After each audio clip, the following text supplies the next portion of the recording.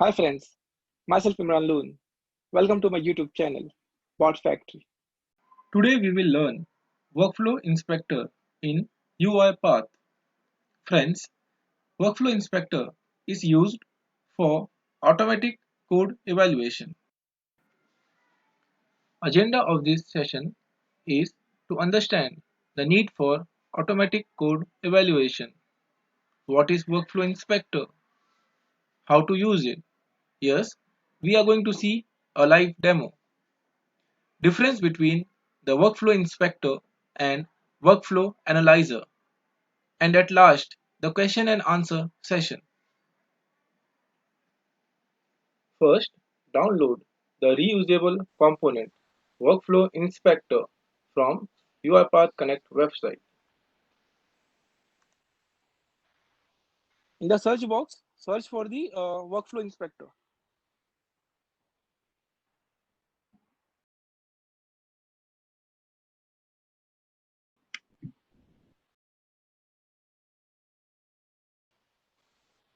See friends, you can download the reusable component from Connect platform. We will share the link later, okay, as a follow-up email.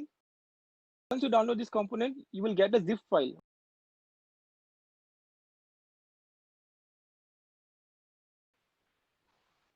So here, once you extract the zip file, this is your project repository. The different folders, I will explain what are these. This license file is nothing but whenever you publish a reusable component on the GitHub repository, we have to create a open source license. Okay, you can ignore that file. Okay, everyone knows about the project.json file. It has all the metadata of the project name and description, everything. Okay, now in the documentation folder, there is a detailed document available on how to use the workflow inspector. Okay, it's very easy to understand, but it will consume time. It will take at least 2 to 3 hours of effort to understand this document in detail.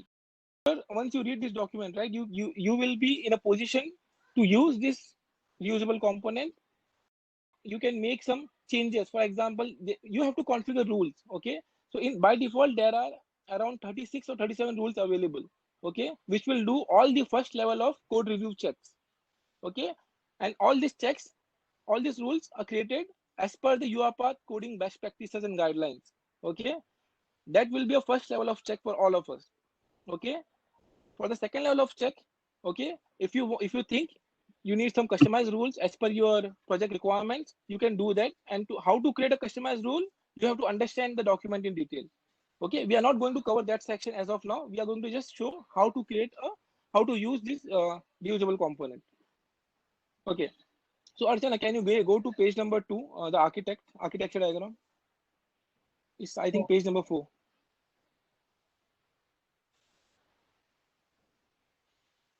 Yeah.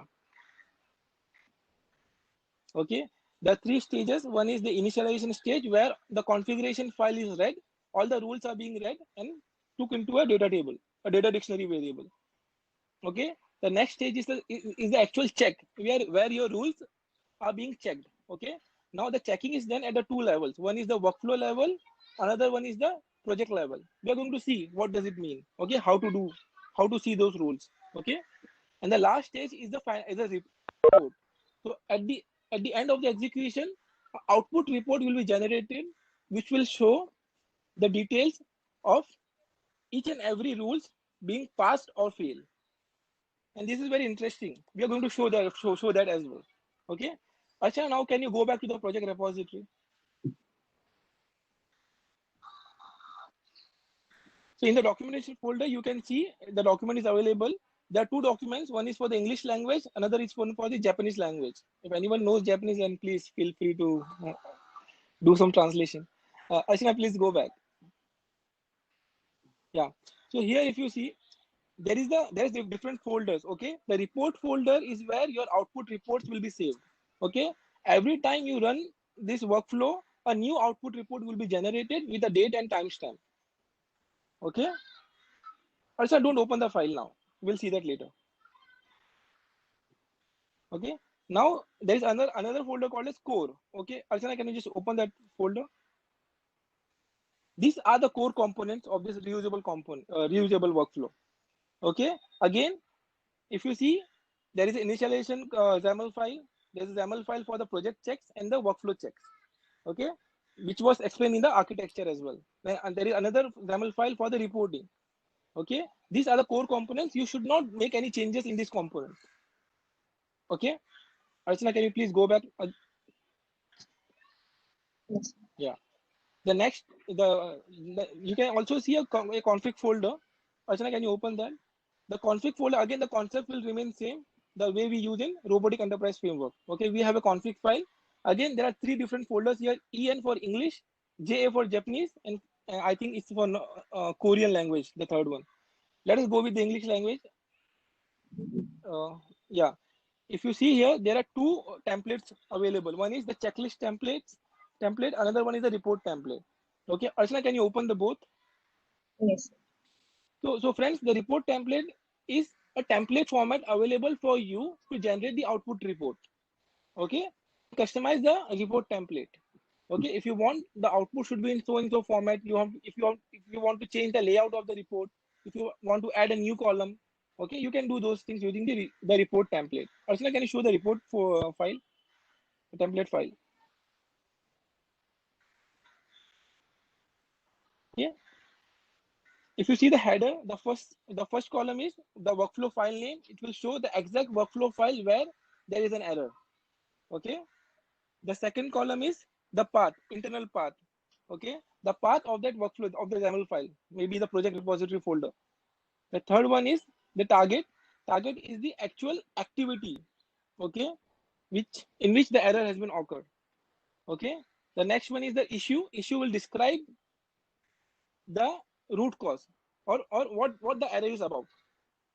Okay. And then the next one is action. Action will tell you, it will give you a suggestion whether you should fix the error or you can ignore and go ahead. Okay. And the last one is again, so the suggestion is the last column. Suggestion is for, it will give some alternate approach, what needs to be done. Okay. So we'll see this. Okay. And it's very interesting, guys.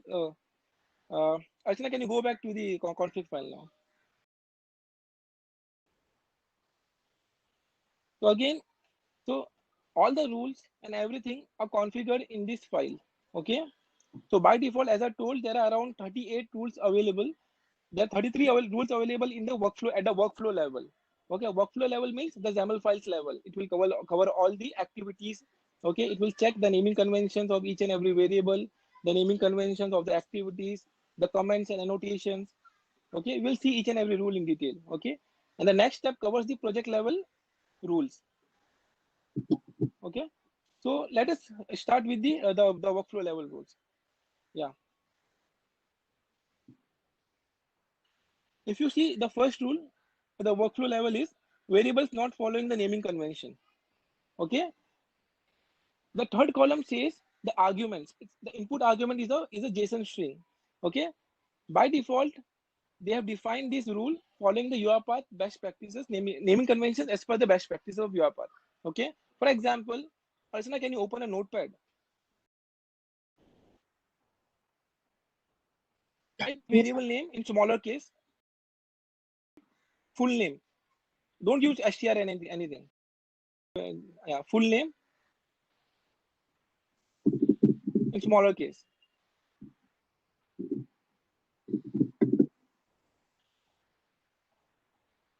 This is one of the okay. Let us add 2-3 variations. Now second, write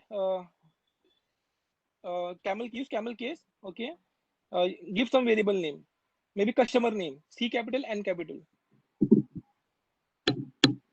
C capital and N capital. Okay, now third is write address underscore address 1. Don't use underscore. Address line 1. Sorry. No, I didn't get you. Can you repeat? The third one is the name is address line 1. Use the number. Okay. Yeah. So friends, as per the UiPath naming conventions, okay, these are the valid variable names. Okay. The same thing has been configured in the regular expression. Archana, can you go back? These are the different variations. Okay. If you go back here, if you see the regular expression says A to Z capital letters, A to Z lowercase letters, 0 to 9 digits. Okay, your variable name will allow the capital case, lowercase, and the numbers. Okay, again, if you see, the action for this is fixed. So there are two types of action. Okay, one is fixed. Okay, and another action is double check. So fixed means mandatory ones. You have to fix that issue. You cannot ignore that. Okay, and double check are the ones which you can ignore. It's just an information. For example, you forget to add a annotation. I'm giving an example of particular activity, or you forget to give a proper name to a particular activity. Okay, so that's a suggestion that please change the name. Please give a proper name. That's a suggestion. Okay, so double check means FYI. Okay, if you don't fix it, it's okay. Okay, and the action which says fix, that means you need to fix that issue. You cannot ignore that. Okay, let us go to the second rule. Any queries here? Anyone? Action type, fix, and double check. I hope it's clear, right? Okay, let's go to the next rule. The next rule says unused variables. So what we do normally during development, we create a lot of variables which we never use. Okay, we may create this that for the testing purpose or debugging purposes. Okay, so again the workflow has a rule configure which will automatically identify the unused variables. Okay, the next one, Archana. The next rule is necessary sequence or flowchart. Okay, if you see the description here, column F. Okay, so what it says, okay, what we do normally during the development, we create sequences, okay, or maybe a flow chart with only one activity. Okay, so ideally your part, as per best practices, does not allow that. It asks us to have a combination of more than one activity into a particular sequence or a flow chart. Okay, if any flow chart or a sequence has only one activity, that will be highlighted as an issue. Okay, but again the action is double check. You can ignore and proceed. Okay, you don't have to fix it. It depends on the use case what you're doing, right? The next one is the next rule is undocumented unreachable activities. Okay, what does it mean? You created an activity, okay, during the development, you change some selector and then you commented the activity, and you have replaced the activity with some other alternate approach. Okay, and later you forget to uncomment the activity or remove the activity. So ideally your code should not have any uncommented activities. Okay, or for example, you're creating a flow chart. Okay, you're giving a flow. Okay, and you forget to assign the arrow. Okay, so those are unreachable activities. The next one is parallel activity. So friends, in UiPath, there is a concept called as parallel activity. So using that activity, we can execute two processes simultaneously. Okay, but that does not support 100% automation, but it is useful for some scenarios. Okay, using the parallel activity, you can execute two jobs simultaneously at the same time. Okay, so what this rule says, if you're using a parallel activity, you should give a proper annotation. First, avoid using such activities. Okay, because there are some limitations involved. Okay, but if you're using due to some particular scenario, it's okay, but add a proper annotation. Can we go to the next rule, Archana? Undocumented image based activity. Guys, the basic guideline is during the development, avoid using image based automation. Okay, if you're using due to XYZ reason, and I completely understand there are certain challenges, okay, with the selectors. Okay, you can use, but give a proper comment and annotation why you're using that. Okay, you can read all these details in the explanation. Okay, the next one is undocumented delay. Again, avoid using hard-coded delay. That's what the rule says. But in case if you have to use due to some XYZ reason, add a proper annotation against it why you're using it. You should have the proper explanation for that. The next one is undocumented default type. Now this one is very interesting. Okay, Archana, can you open a test workflow in the UiPath Studio? Let's please pay attention to this point.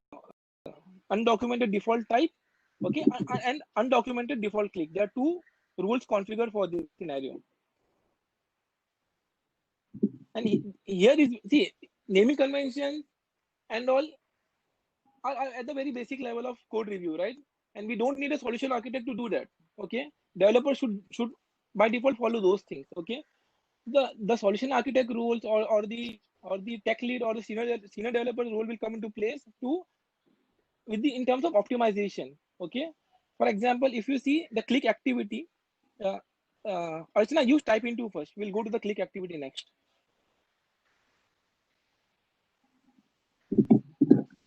So friends, if you're using type into activity, okay, in the properties panel, there are two checkboxes. Okay, can you scroll down, Archana? So here, if you see, there is send Windows message and simulate click. I am not sure how many of us know the difference. Okay, but let me explain here. See, you will use simulate type. Okay, if you're typing any, maybe a number or a letters. For example, you are working on a CRM. Okay, you're using type into activity. Okay, and you're typing first name and the last name or the customer number, account number. Okay, you will use simulate click because simulate works in background. Simulate means background. It works in background. Okay, it is not a foreground automation, it's a background automation, and it's the best practices to follow the simulate options wherever applicable. Okay, the second check over here is if you're using a type into activity, you should, what we do normally, we use the activate window before that, and we don't use the selector over here. If you see the indicator on the screen, this is for selecting the screen, selecting the element. Okay, but we forget to do this or we don't do it purposely.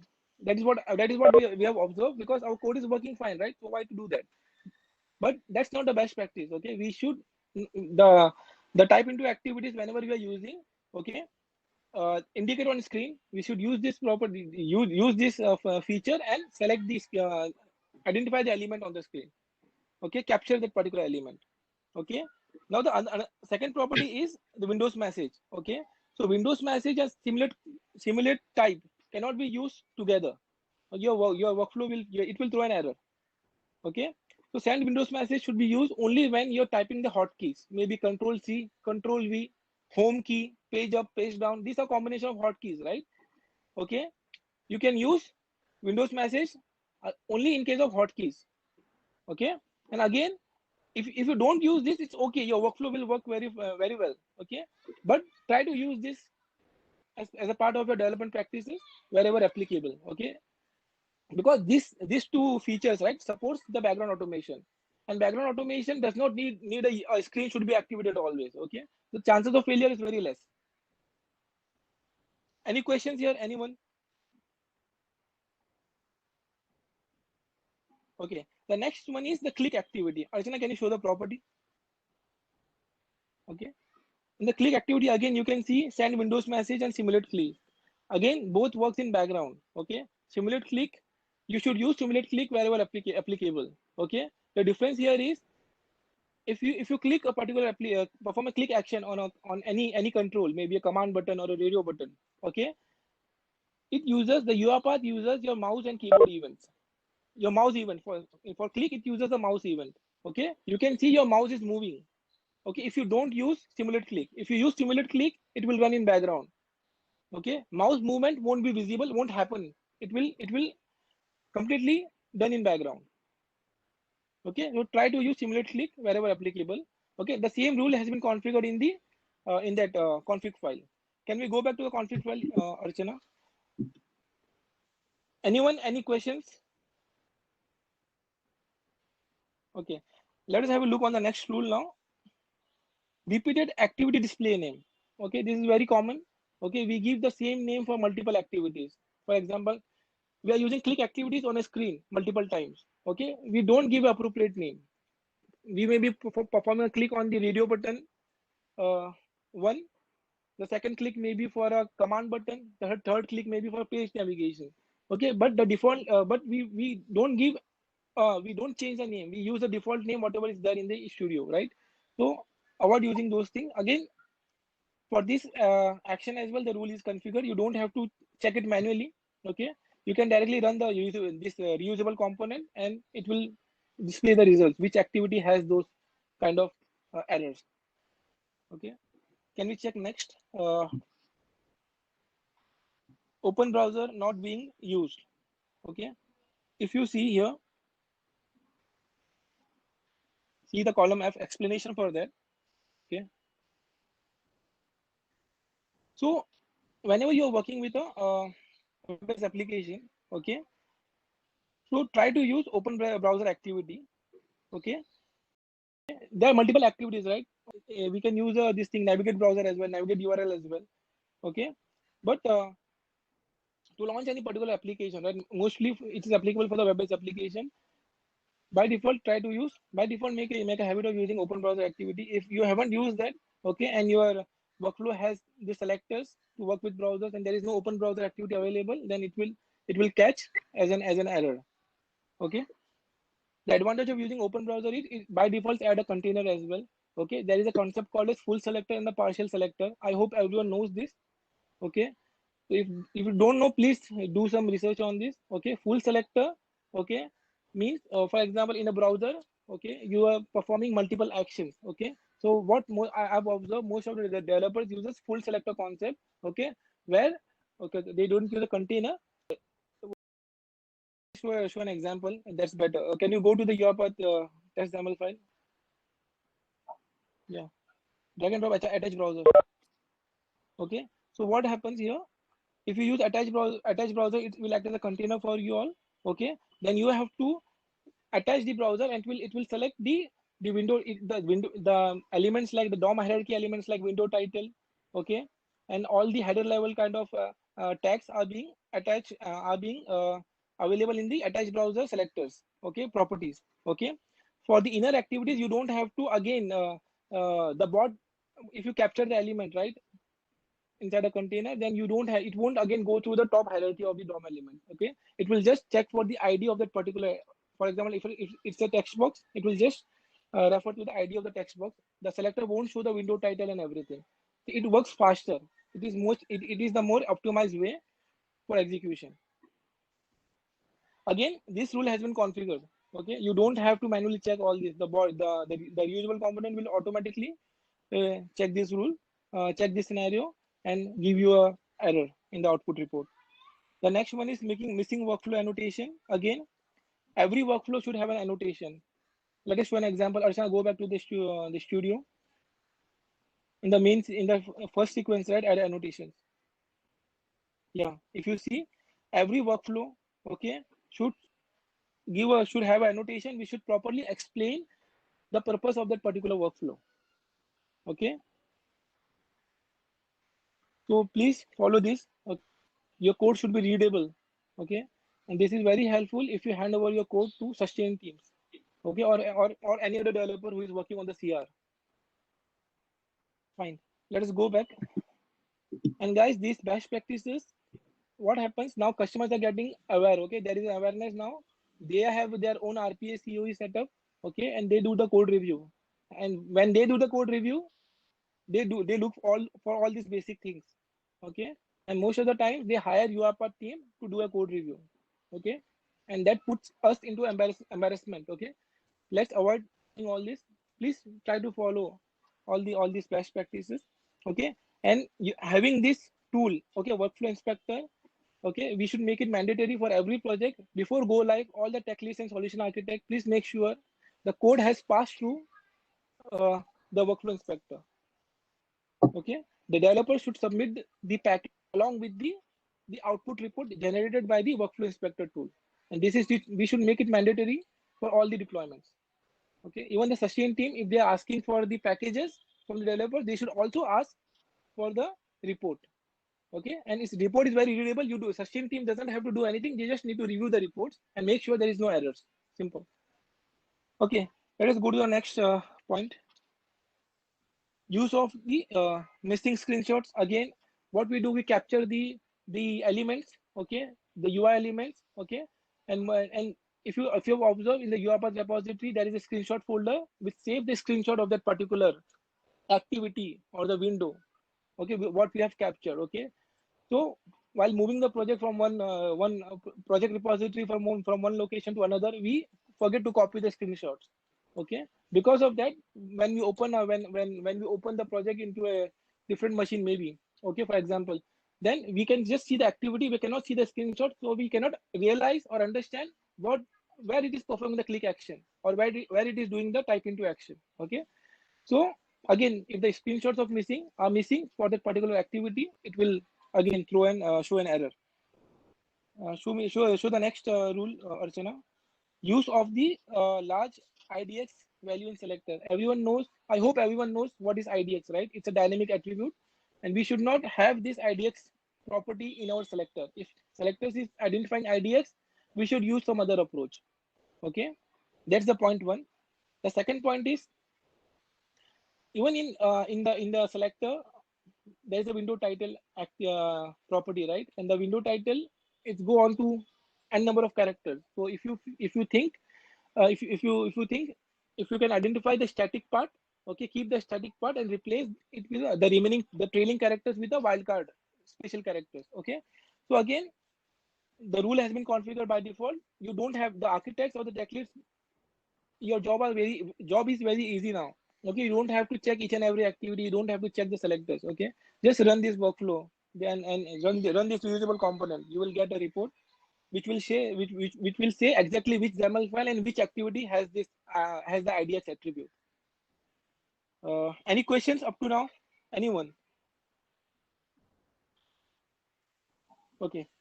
The next one is the hotkey without selector. Okay. Again, what we do, Archana, can you go back to the studio?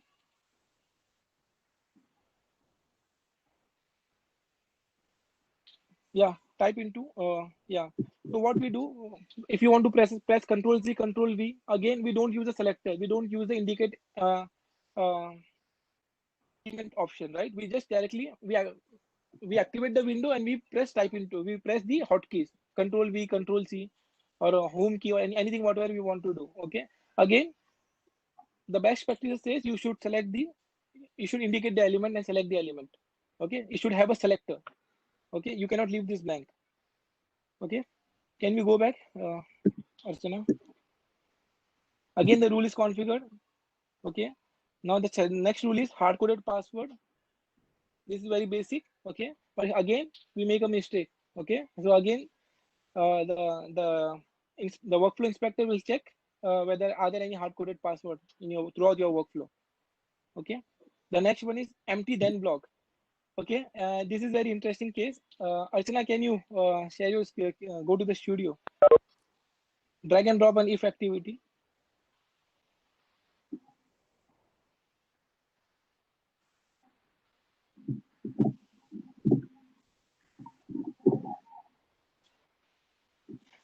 So Archana, can you explain what has happened with your code for this Um, particular rule? Yes, Imran. So actually, usually we write some condition over here, and sometimes we use some conditions where we give the action to be performed in the else block, and we leave the dead block empty. So UiPath is telling us like whenever we write a condition, there must always be some action in the then block. Else block can be empty, but then block should never be empty.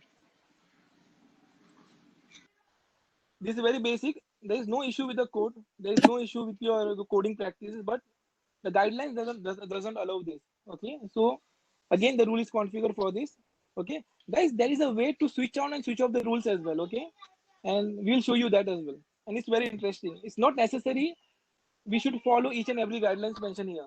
Okay, if you think this particular rule is not applicable for my use case, you can switch it off. Okay, and you can do that using column A. You can see yes and no option.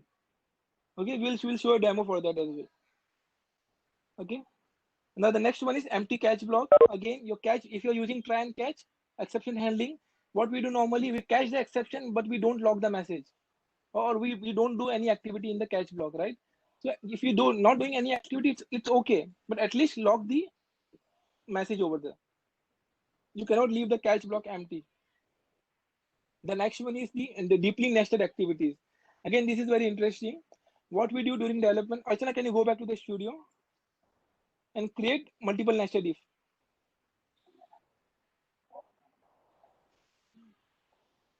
During the development, we create if inside if inside if inside if. We go up to n number of layers. Okay. Though our code works very well, but it's not a readable or people faces issue during the debugging as well. Okay, and UiPath does not allow this. It's not a part of the best practice. Okay, so there should be only one level of nested if. in your code. Simple. Okay. If you have a scenario where you have to use multiple if condition or sub if condition, use workflows, decision boxes, use switch statements, but don't but avoid using nested if. Too many nested ifs. The nested if should not go more than one layer. Okay. Can we go back? Yeah. Okay. Arguments not following naming convention. Again, the way we have looked, right? The rule number one, the naming convention for variables. Similarly, there is a naming convention for arguments as well. And I hope everyone knows what is argument. We use it for passing the data from one workflow to the another, right? So again, there is a naming convention rule available. Okay. If your project does not pass the naming convention, it will throw an error. Simple. The next one is the variable overrides variable. What does it mean? Archana, can you explain? You have a very interesting scenario, right? Yes, Simran. So, variable overrides variable and variable overrides argument is actually the same kind of thing. What we do is we generally create some variables and we often miss to give the scope as the innermost. So, what we do is we end up creating variables with the same name in different scopes. So because of this, if we are facing any issues, so while debugging, it will be very difficult for us to understand at which point the error has come. So it will take so much time for us to understand the issue. So it is always a good practice to create a variable and declare it at the innermost scope so that we won't face this. And next is the variable overrides argument. Even that is like this only. What we do is we create a variable name and the same name with the same name we create the argument as well. So because of this, we might face issues in our workflows. So the robo won't know which value it has to take and it has to process. So this might also lead to some errors. Right. Now the next one is variable scope is not the innermost. Again, Archana, explain this with an example. Go to the studio. Go to the studio. Create a sequence. Okay, we have multiple sequences, right? Yeah.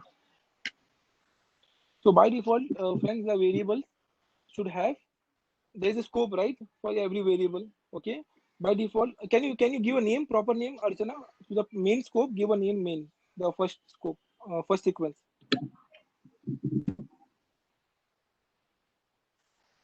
First sequence, it is test, right? You may give it a name as main. Okay. So by default, your variables, right, whatever variables you're using throughout your workflow, okay, make it a habit of assigning the main scope, main sequence as a scope, the first sequence as a scope. Okay. It's very easy from debugging perspective as well. Okay, so for example, we are working with some financial transactions and we come to know some number is not correct. Okay, and if even in case of the developers feel difficulty to identify their own code if they're looking it back after 3 or 4 weeks, right? So again, it's the best practice to have a parent scope assigned for all the variables. Okay, again, the rule is configured in the config file. Can we go back to the config file, Archana? Yes. Any questions, anyone? I hope everyone is able to catch it, right? Yes. Okay. The next one is unadjusted for each. Okay, let me show you an example. Archana, please go back to the studio, drag and drop for each. So guys, if you remember in for each, there is it's work like for each item, right? Item is a default variable. Okay. Okay. So you should not use this default. Okay. You should describe, for example, I'm looping through a list of collection of names, for example. So it should be like for each, the item should be replaced with name or row. It should be proper keyword. Okay. Don't avoid going with the default keyword. Okay. Again, it's not a this thing, right? It's not a sin to use this. You can use the default keywords as well, but as a part of best practices, let us not uh, avoid going with the default value. Okay. Give a proper name over there. Okay. Yeah. This is a very good example. Okay. If you are navigating through a product list, right? So instead of for each item, give a proper name for each product in the DT list, product list table. Okay, let us go back to the config file.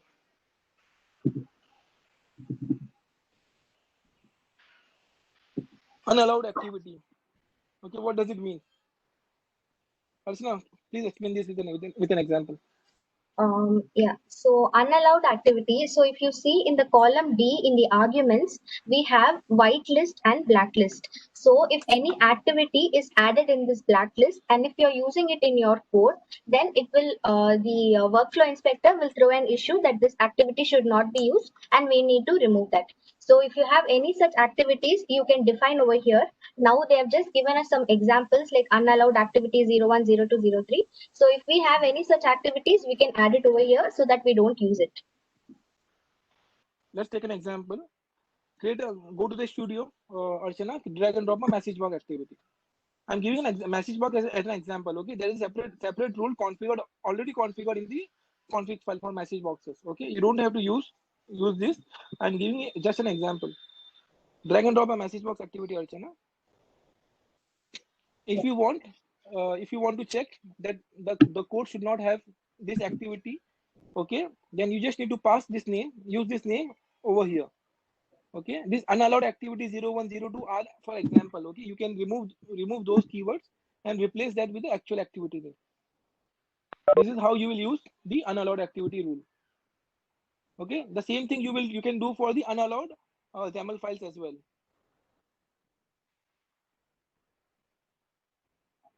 Name is unallowed application. Here we can configure the rule for we can also configure the rule for XAML files and the application both. If you see, they are using application 1.exe, application 2.exe. For example, if you're working on some desktop applications, okay, if you don't want if the bot should use that application, okay, due to XYZ reason, okay, you can give the name over here. Similarly, you can also configure a rule for unallowed XAML files. Okay, you can give the name of the XAML files over here so that the bot will ignore those XAML files. Okay, the bot will ignore means your reusable component, right? Workflow inspector will do an inspection. It will check whether it instead of blacklisting whether the developer have used that particular XAML file, yes or no. It will show the report. The next activity is log browser URL. We should use a log message activity immediately after an open browser.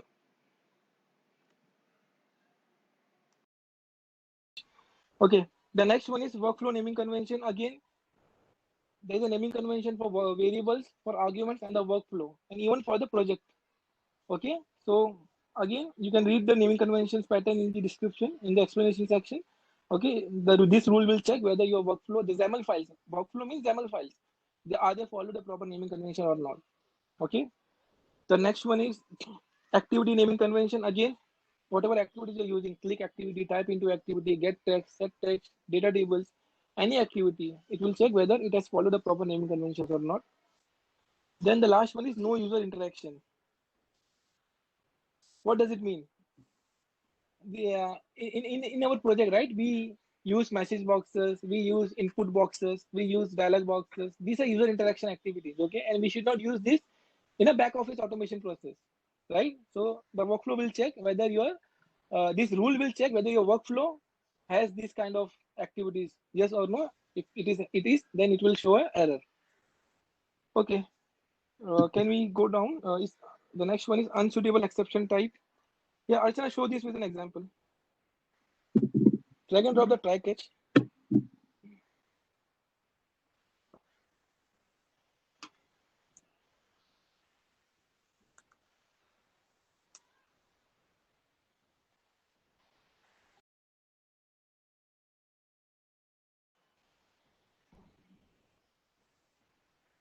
So by default, what we do, guys, normally we do a generic exception, right? Okay, we just select system.exception as a default exception, right? So ideally, if possible, try to select the appropriate type of exception. If you're doing an exception handling for a null value, use this null reference exception. Okay, if you're doing a system exception or a business exception, define the rules. Okay, yeah, read only. property of constant. Okay, what does it mean? Okay, we use constant in our variable in our work, in our workflows, right? For example, timeout is one of the best example of constant, right? Okay, Archana, go back to the studio. Yeah, please create a variable of constant type. Yeah, if you are hard coding the variable due to some XYZ reason, okay, maybe the timeout. If you're hard coding the timeouts, okay, so you should define it as a read-only variable. You can see the properties over here. Okay, it's very basic, but most of us don't follow this. Okay, so again, there is a rule configure. Okay, to check the value of constants. Okay, the reason it is put read only because it should not be overridden. It should not, the value should not be changed at the runtime. That's the only reason. Okay, if you're using a timeout of 30 seconds, for example, okay, it should remain 30 seconds throughout the execution. Okay, you cannot change the value. Okay, so all the constant, never use assign activities to define a constant. Okay, for defining a constant, use the variable scope, variable manager, and define a constant over there and select the type as read only. The last one is send Outlook mail. Okay, again, this is not applicable for most of the scenario. Okay, what they are asking here, whenever you're using Outlook for sending email, okay, it should be approved by the center of excellence team. Okay, this is not applicable, guys. Ideally, okay, most of the scenario you can set the run type to know for this. Okay, so that bot will ignore this. It won't perform the check. Okay, any questions in the workflow, in the business, in the rules we discussed for the workflow? Anyone, any questions? Okay. No issues. Again, there is a detailed document I have available. one question. Who is this? Karthik. Yeah, Karthik. Other than this, can we configure any other, like, can we find out like a comment out sequence from our workflow? Suppose we are having many XAML files and we have to find out if there are any comment out sequences. Is it possible? Right, right. You can do that. Okay. That's what I was referring initially. You can configure or define your own rules as well. Okay. And there is a way to define your own rule. Okay. And that is covered in the document. Okay. I will just show you. You are not going to configure any new rule over here, but I will show you to change the rules which YAML files we should refer. Okay, there are some templates available, okay, which you can use for a reference, and you can define your custom rules. Does that answer your question, Karthik? Okay. Actually, we have this undocumented, unreachable activities, right? So in any of our XAML, if any of the activity or even XAML is commented out, it will actually tell us if it is commented out. In the report, it will come actually. The complete path of which activity is commented out or which XAML is commented out, it will be present in the report. Right. So ideally, most of the checks are already covered, but still, if you want to configure your own rules for this the code review, you can do that. Okay, but you should know the XPath expressions very well. Okay, if you are very well aware of the XPath expression, you can configure your own rule. I'll show you the templates where you can do that. Okay, so let us quickly have an overview on the project rules as well. Archana, can you take this? I'm restarting. My system is restarted. Meanwhile, you can please go through these rules quickly. Yeah, sure, Imran. So now we are going to see what are the checklists that is required from project perspective. So the first one is if we have to check whether we have the project.json file. So whenever we create any project file, automatically we have this project.json. So if we do not have this project.json file, we have to go and import it. This is important because it contains all the important information of our project, whether like what is the name of the project or what are the versions of the activities it covers. So for that, this is very important. So the first one is about that one. So if you do not have a project.json in the report, it will be mentioned that this file is not there. The next one is a repeated workflow name. So UiPath is suggesting us to have all the workflow names in a very unique manner. Even though we have some subfolders where we have different XAMLs created, it is not technically impossible to create like the same XAML name in different folders. But while debugging, we might face some issues if we are giving the same workflow name. So like UiPath is telling us like it is better to have unique workflow names. Then the next one is the missing project entry point workflow. We all are using main.xaml as our entry point workflow. So even in our project.json file, we will mention the entry point workflow as main.xaml. So whichever project we are running, we have to specify the entry point workflow. And if it is not specified, we need to check and we have to specify it.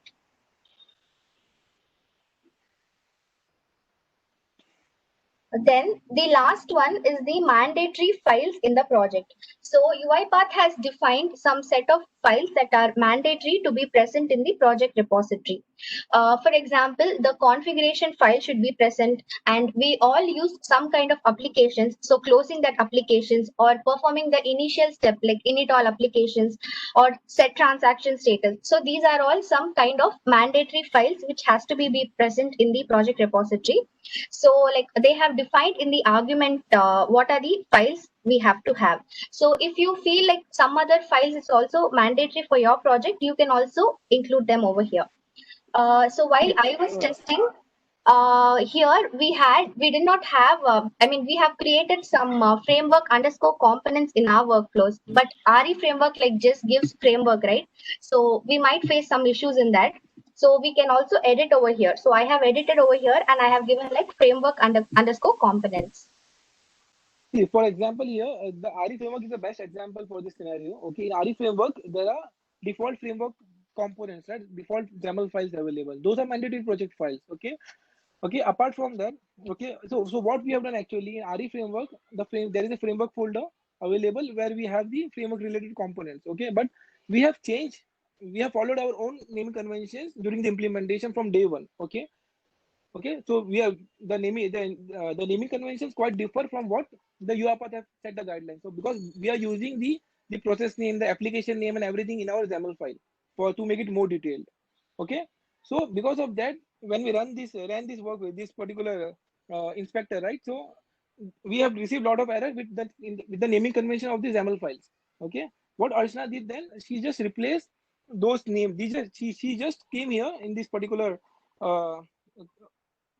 project rule. Okay, and she just changed updated the name. For example, here if you see that there is a framework underscore component available. Underscore component was the keyword we were using. Okay, so she has just updated the name of the particular folder over here. Okay, that's it.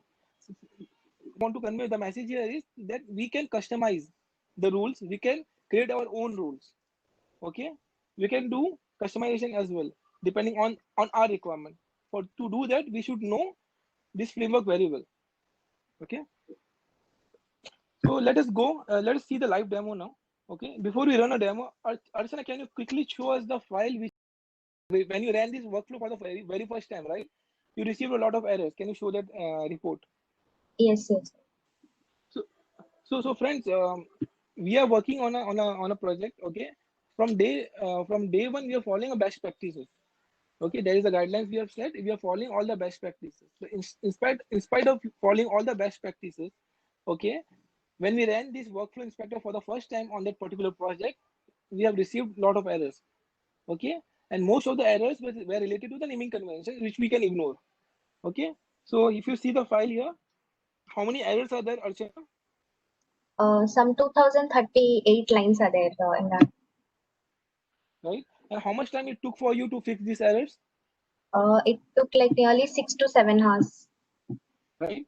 So, and what you did most of the time, what was the major task you did while fixing the error?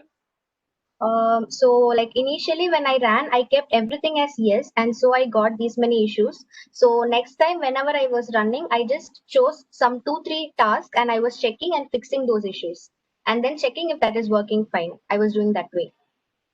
I was just checking the Okay. suggestion, what they have given, how we have to do it, And based on that suggestion, I Right. just change it. Can you show a sample suggestion? Can you highlight column F?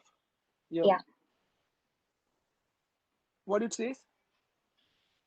So if any variable For the is first not row? following naming convention, so it is just telling like we have to follow the project's naming convention as given in the argument of the checklist. Correct. So there were a lot of errors for the naming conventions. Okay, so what we have done, we have configured, we have changed the rule, we have customized the rule so that we have to follow what we have done. There are two ways now. We can ignore the rule or we can customize the rule so that the check should pass. So what we have done the customization of the rule. We have adjusted the rule to follow our naming convention. Okay, we have not turned it off. We have turned off for few scenarios, not for all. Okay. Now let us do one thing, Archana. Let us go to the inspector, workflow inspector. Okay, and show the argument where we pass the project repository name. So friends, in the main.xaml, right, you can see an argument called as project path. Okay, you can pass the exact location of your project repository. Okay, you don't have to use this workflow inside your project repository. You just need to. It's like when you run the workflow for the first time, and if for example the argument is empty, it will populate a browse button, a browse folder option, you need to locate your project repository. Okay, so to avoid that browse option, you can also use you can pass on the path over here in the argument itself. Okay, once you pass the argument, you don't have to do any changes. You don't have to do any even a single change in this YAML files, any of the YAML file. You just need to run the workflow. Simple. Okay, Archana, can we see the execution? Yes, sir. Just a bit.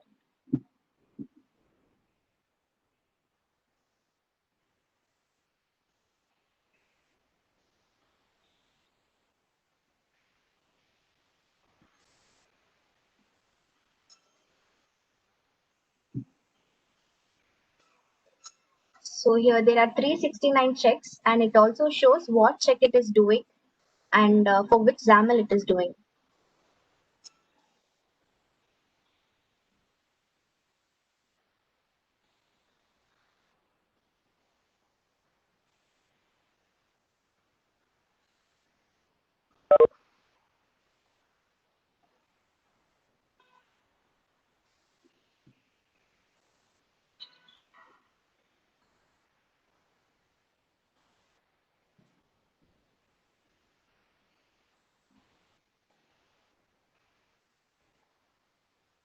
If you see the output here, the execution is in progress. It depends on how many XAML files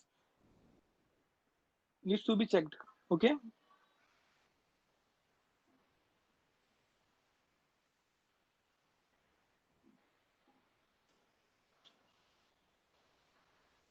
It is evaluating each and every XAML file.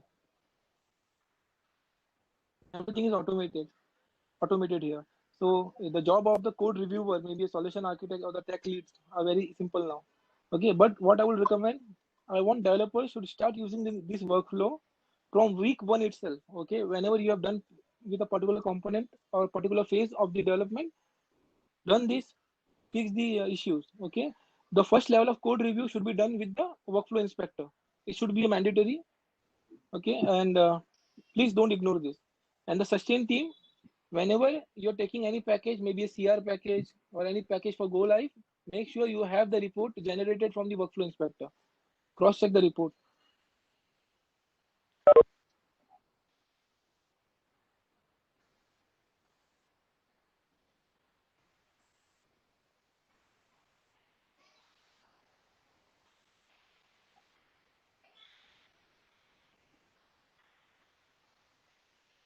So we have some issues actually. So if we have any issues, it will be saved in the reports folder.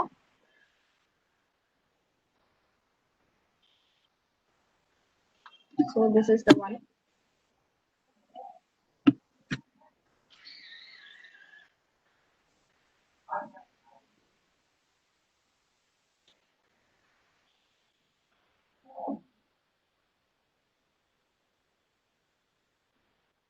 If you read the report, it shows a workflow name.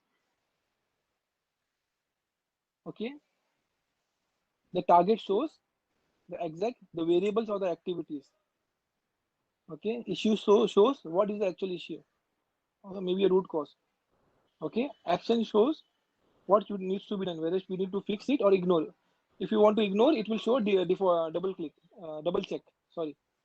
Okay, and the last ones give the suggestion what you can do. Any questions, anyone? Archana, can you open again the report which you showed now? Yes, sir. Go to the 23rd line. What is that repeated activity display in it? Yeah. So we saw the checklist, right? So there we had a list of checks, right? So it is just showing which check has been failed. So for this activity, invoke copy folders. If you see in 2 lines, it has come. So because of this, they are asking me to give a specific name for this, for the display name. Okay, it is just the name of the activity, correct? Yes, yes. So it is just telling the target where you have to change.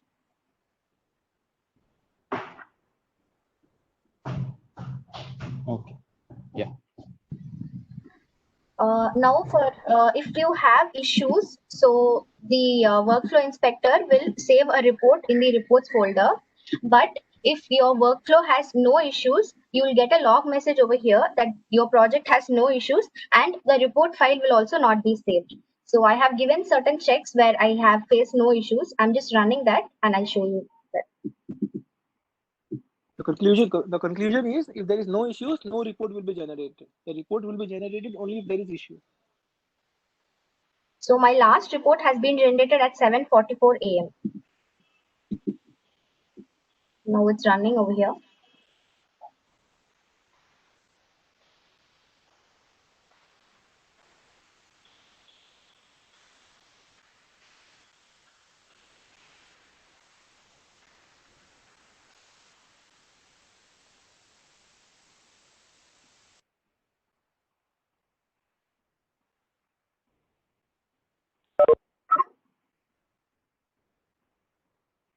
So the execution has completed and no issues has been found in the project. So I won't get any report also saved over here. So it is just at 7:44 a.m.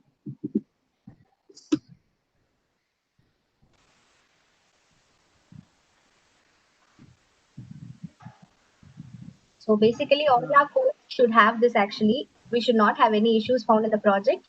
And even if we have double check, it is okay, but we should not have fix in the action. Yeah. Thanks, Archana. Let us have a look on how to configure a new rule. Okay. Again, we are not going to configure any new rule in this session. I will just show you the basics, okay, so that you can do it later. Archana, go to the index. Okay. If you see on page 9, you can find the details how to create a new check. Okay. Okay. Now there is an example as well available to create a new check. Okay. You can refer the example and create your own check. Okay. But to make this check, which XAML files we should refer, right? I will show you that. Archana, can you go back to the project repository?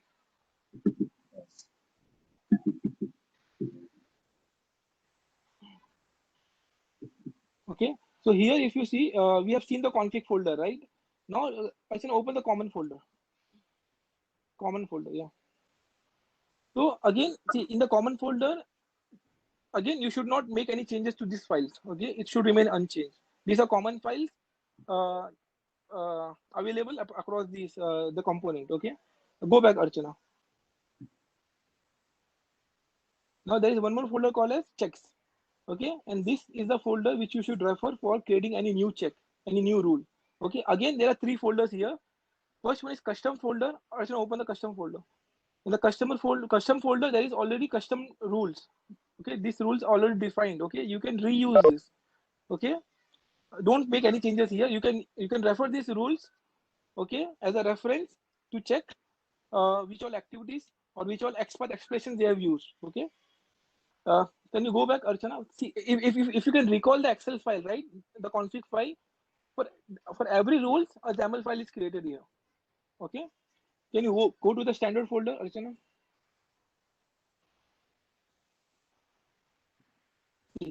There are many standard rules. Okay, these are generic rules which need to be evaluated, and for each and every XAML file, there is a rule available in the config.xls. Okay, for unused variable, you can see there is a separate folder available. Inside unused variable folder, there is a XAML files available to check that rule. Okay, so you don't have to change this. You don't have to do any changes in the XAML files. Okay, come out, Rachana, of this folder and go to the templates folder. Yeah. So templates folder is the one which you should refer for creating any new rules. Okay. Again, the rules can be at two level. One is the project level. The other one is the workflow level. Okay. Now let us see what are these templates. What does it have? Okay. Archana, can you go back to the studio and open that workflow template inside the studio?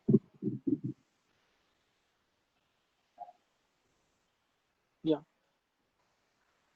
Okay. So here, if you see, it's a template. Okay, it's for reference. Okay, copy this template for creation of any new rule, right? Copy this template, create a backup, and then you can customize this file.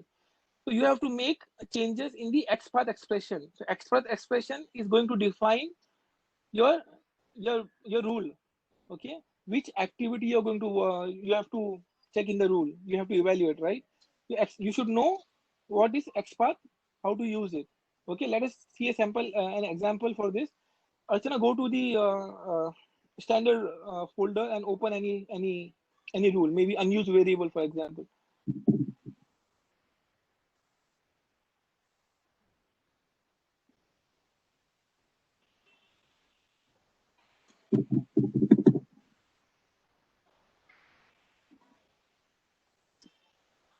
Scroll down to the assign operator. Yeah. Here, if you see, they have created an XPath expression. So first, we need to understand and learn how the XPath works in UiPath. Okay. Then you can use this expression. Okay. And below, can you scroll down again, Archana? Okay. Then you can use the if condition. Okay, to set the condition for the rule. Okay. Again, I'm not going into any detail for this. Okay. This is just a high level, just to let you know we can create a new rule, and to create a new rule, which XAML file we should refer. There is a templates folder available. Inside the templates folder, there are two XAML files. One is project template, other one is the workflow template. Please use those templates to create the project level rules or the workflow level rules. Okay. Anyone, any questions? Fine. Archana, can you give me the presenter, right? Guys, we are almost done. I just want to show you a small, if you remember, I told there is one more tool called as Workflow Analyzer, right? Which works with the latest version of the UiPath Studio. I just want to show you where we can find it. Okay.